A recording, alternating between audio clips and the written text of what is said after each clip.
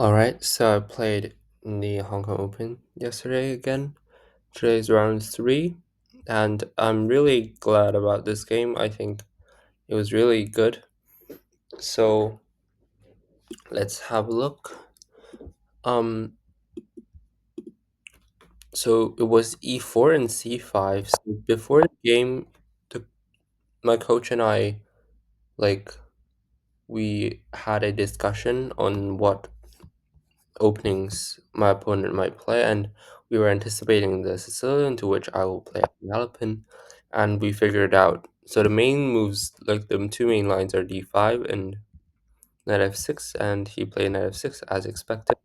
And to be honest, I didn't remember a lot of lines. Like I didn't prepare a lot because I didn't have a lot of time. But I just played normal. And after knight d5, knight f3. So the main move is knight c6 to d4, and then like d6, bishop c4, or with oh no, d5 first, and then like basically that kind of setup, e6, and then yeah. But here he didn't play knight c6, he played d6 and then d4, and then he played e6, which is a move that I didn't really know. I was expecting knight c6 and also cd, and then knight c6. So I didn't really expect e6. In the game, I thought about c4, but c4 is really not clear to me what it does. Like, I'm not sure about this. I'm quite I'm not very familiar, and I'm not sure where the advantage might be. Like takes on bishop d6, and then take again. But what does this do? I'm not exactly sure. b4. I'm not exactly sure. Maybe it's a majority on the queen side. And now that I see it, it looks quite good, but I didn't see it during the game.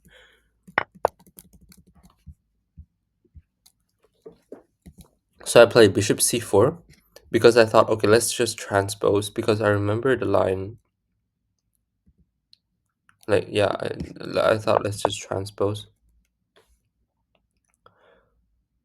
And then he played he played cd.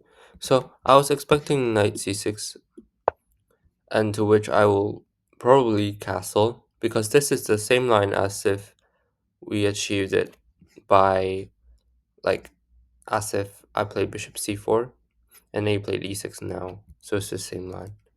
But he didn't do it. He just took and then take. And then we are now actually back into a main line of the Alpin, reached in a different move order. And he played knight b6, which I sort of expected. Knight b6, and I played bishop b3. I thought that like based on what I remember, like bishop b5 is only preferable when, like, it's more preferable when the knight's already on c6. So here it's not clear what to do. Bishop b5, bishop d7, and I thought the difference. I wasn't really familiar with this e6 system, but um, what I thought was that the bishop is probably bad, like worse, because it cannot come out. So I'm not going to trade light square bishops anyway. So I just played. So I won't give a check. I just play bishop b3, and here he surprised me by playing d5. I mean, definitely, I'm not sure what d5 does. Like, why is he trying to close the center? Because probably the tension is favorable for him here. So after d5, I felt quite comfortable.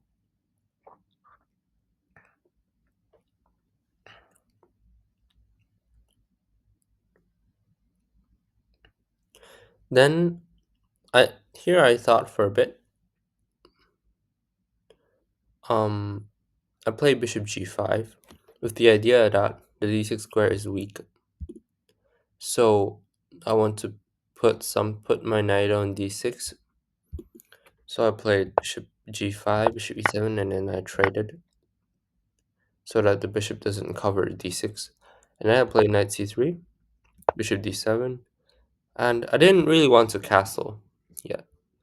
I thought, okay, let me think about it, because with this pawn structure and the knight being here, it's a bit like a previous game I had, where in it's sort of like a closed center, but the pawns are going this direction.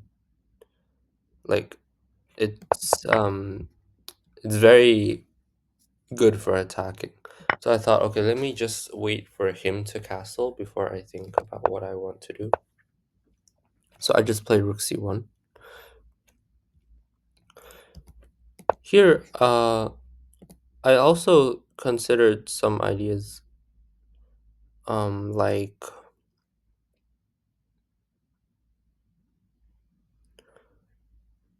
queen e2 first, but I thought rook c1 was more natural, and since his king is still in the center, I'm not sure if I'll play on a c file or on a king side, so I just played rook c1, and then knight c6, and I just castled here because here I cannot play knight b5 because there's queen b4 and knight c3, and I'll have to come back, so it wouldn't be of much use.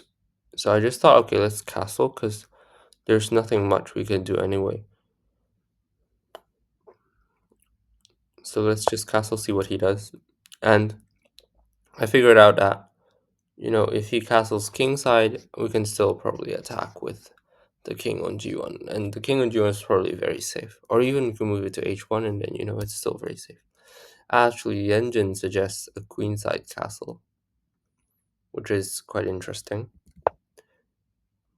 I mean, he probably wouldn't dare, but I don't understand, if queenside castles, knight b5, so just king b8. But I think this is a bit cold-blooded. Like, claiming that the knight is not doing much on d6 is maybe a bit difficult to do. So he played a6, trying to prevent knight b5, because if he played something like random, like h6, maybe he was afraid of knight b5. Maybe I would do knight b5 as well. So he just played a6.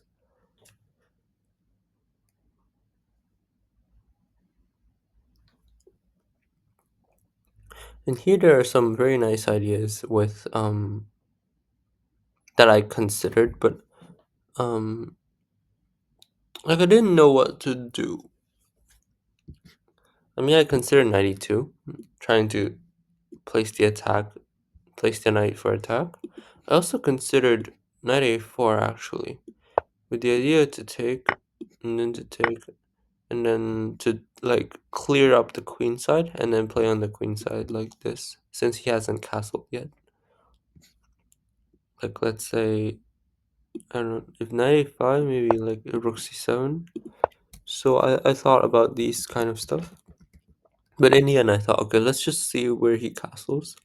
And we're not really in a big hurry, so I'll just play rook e1. And also, in the future, we might need to get a rook lift anyway. So, and then he castled kingside, and then I thought, okay, now the show begins. And then I played knight e2. I thought that getting the battery immediately doesn't really achieve a lot. For example, if you start with queen d3, then knight b4, then it's not that clear. And if you start with bishop c2, there's also knight b4 and then bishop b1, and then it's not very clear. So I just played knight e2, and also I'm not really in a hurry. He played f5, and here was where uh I before he played f5, I like his hand was hovered above the f pawn, so I had a feeling so I like thought he might play f6 or f5.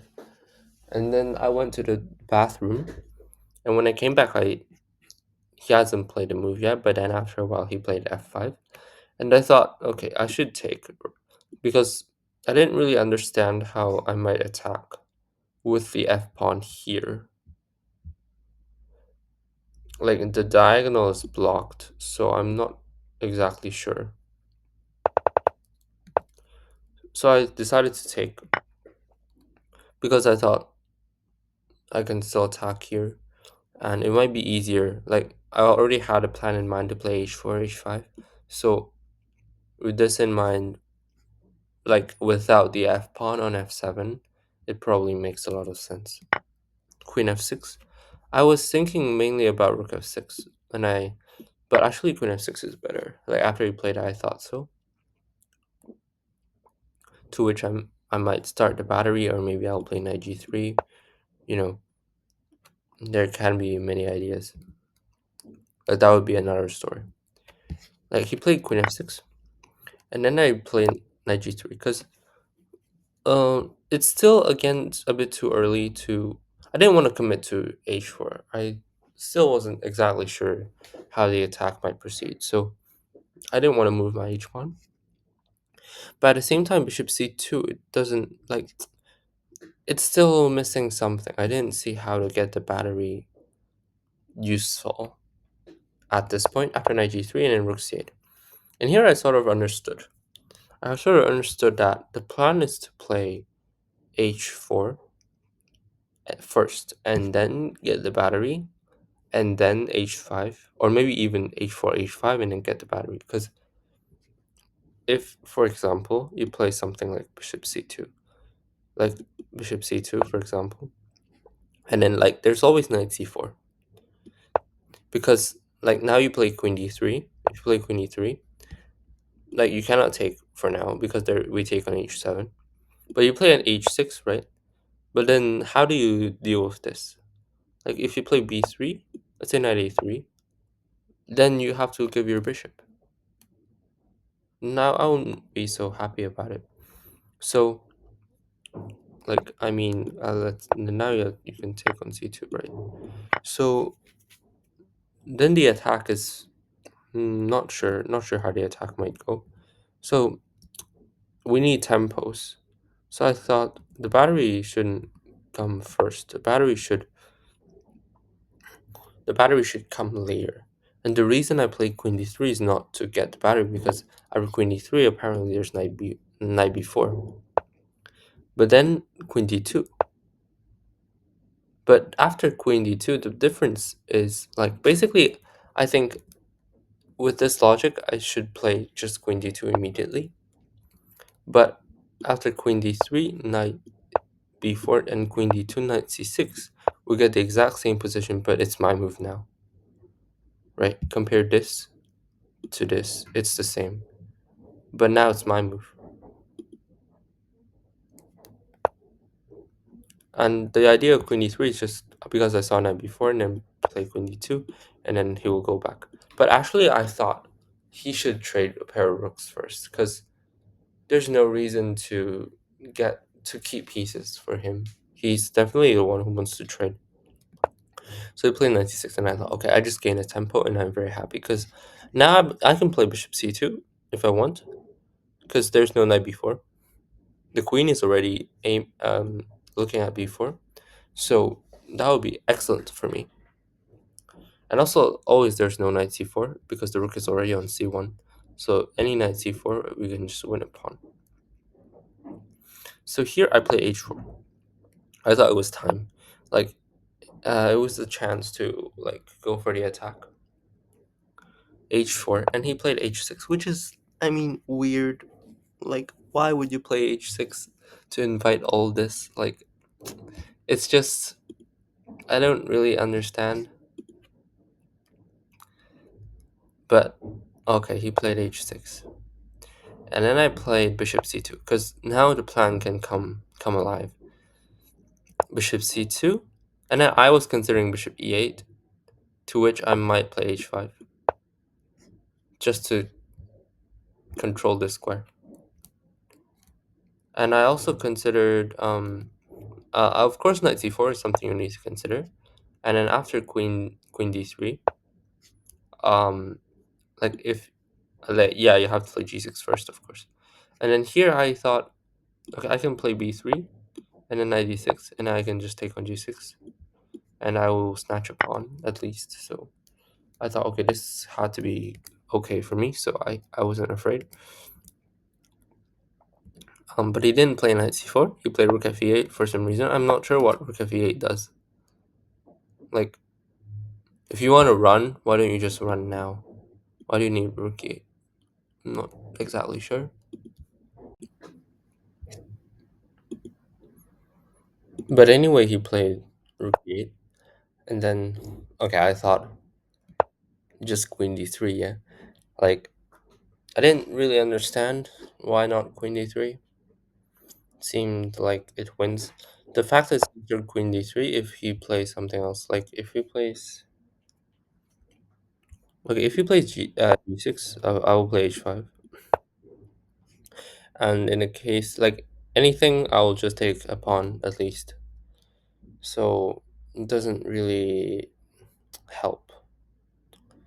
And if he plays something else, like just to illustrate what happens if he just ignores, if he plays something at a5, there's queen seven, king fade, and then there's a lot of ideas. I thought I saw knight h5 in the game, and queen f7, and then bishop g6. So this is just to illustrate, if you do nothing, that's what will happen. And he played king f8. And then here I spent quite some time. I spent 10 minutes trying to find a move. Mm. At first I saw queen, because the idea of knight h5, knight h5 is a very nice idea. Because if he plays something like queen e7, then now we can come infiltrate. But the idea after knight f5, what I saw was queen f5. And, oh, but there's a check. I didn't understand. Because I thought queen b3, because queen b3 was a motif I saw. Previously, when the knight is not on h5, queen b3 would win a piece, because attack on the queen and attack on the knight. But here I thought it doesn't work, because queen h4, queen b6, and then, the queen is somehow suddenly on b6. So I didn't go for this line with knight h5. At first I actually saw queen h7, but I thought, okay, maybe it's a bit too complicated to calculate. Like, knight d4, and then like if I play knight d4, like queen and then knight f5, there's like, oh, like what's the point? I didn't really understand. But then after more careful calculation, um I thought that I actually can, because if he plays something like queen f7 is weird, because we just play bishop g6, right? And this we win an exchange for sure, and this would be very happy for me. And so basically the line I was calculating was like 94, to which I think I was just, I would have played knight h5, and then after takes, what can he do? He can play, yeah, and then you have to allow this anyway, because if you play something like queen d4, I'll play rook d1, and basically you have no squares you can use. Like here you lose the knight, so you have no squares you can use to defend the g7 pawn. You had to play queen d4 because all these squares are covered. Oh, sorry.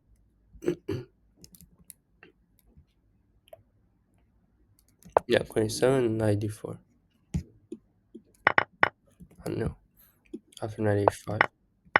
Yeah, you have no squares, so at all.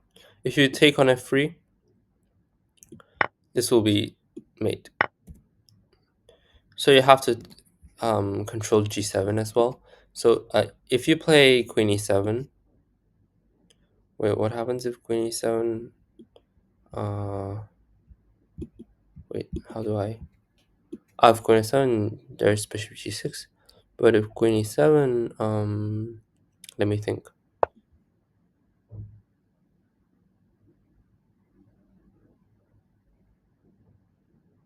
Yeah, yeah, yeah. Because now, yeah, you can just play and then mate.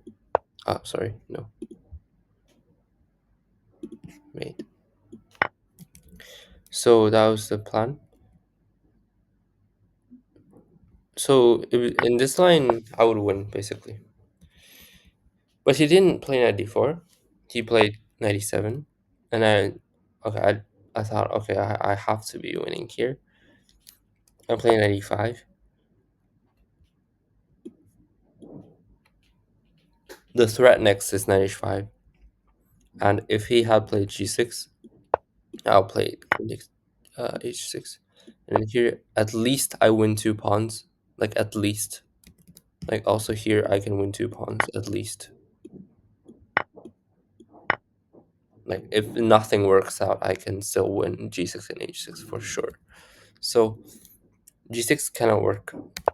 So we play knight f5, but I think it doesn't really matter because I play knight h5, and if if queen h4, knight g6, if queen e7, knight e6. Actually, also mate, but okay. There is no way. Like the queen has nowhere to go. You have to go to d8, but then just simply bishop f5. Very simple. The threat is queen takes g7, so just remove the defender. Very easy. And if, yeah, queen f6 is just stupid, so here he resigned, and this was a very nice game, I felt. Here, if even if you play rook e7, it's still mate. So, like, there's nothing you can do about it. If you run with king e7, yeah, and you can just check, and then the fork is on f7. Just show it. King d6, knight e6. Even fork and win. At least you win the queen, so yeah, that's it. That's what happened, and I'm really happy about this game because I saw the chess.com that accuracy analysis, and it was like 94, so I'm really glad about it too. Yeah. Uh, okay, so that was the game, and hopefully next round, I can also do well. Yeah. So I think one of the key moments for me in this game was definitely Queen H7, because I think it shows that sometimes when it's complicated, you have to think carefully. Like you have to actually calculate 94 out of Queen H7, and at first I didn't calculate carefully, and I was like, okay, let's not complicate, but maybe you have to complicate. You have to figure out all the details for you to win. Otherwise, it might not be the best move. Like if you play something else, it might not be the best move. So yeah, that's round three, and I'll cover round four actually in 2 weeks because there's no round next week. So yeah.